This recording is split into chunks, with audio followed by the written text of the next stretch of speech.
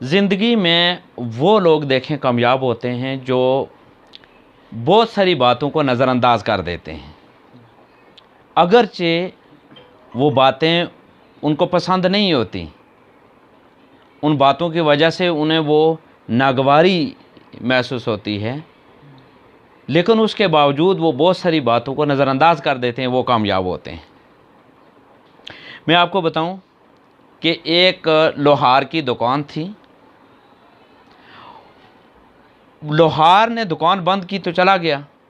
رات کے وقت کسی سوراخ سے ایک سانپ داخل ہوا اور وہ دکاندار کی تیز دھار آلہ اس کا جو اندر موجود تھا، دکاندار کی آری تھی، دکاندار کی آری سے سانپ کا کچھ حصہ ٹکرا گیا۔ جب آری کے ساتھ ٹکرایا تو سانپ زخمی ہو گیا۔ جب سانپ زخمی ہوا تو اس نے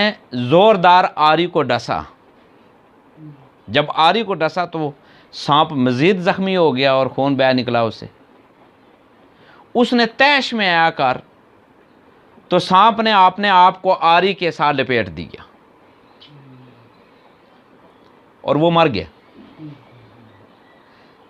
کہتے ہیں صبح جب لوہار نے دکان کھولی تو وہ کیا دیکھتا ہے کہ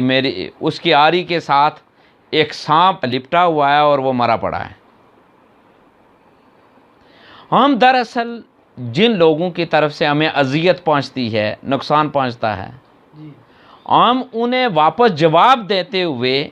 سم ٹائم تیش میں آ کر تو اس کا نقصان کرتے کرتے بیوقوفی میں اپنا نقصان زیادہ کر دیتے ہیں۔ سبق یہ ملا کہ اگر ہم نے کامیاب زندگی گزارنی ہے تو پھر اس کا یہ اصول بنا لیں کہ بہت ساری باتوں کو نظر انداز کر دیں، اور جتنی بھی کوئی دشمنی ہے یا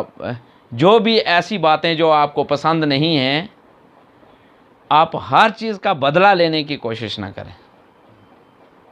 بہت ساری باتوں کو نظر انداز کر دیں۔ اگر زندگی میں کامیاب ہونا ہے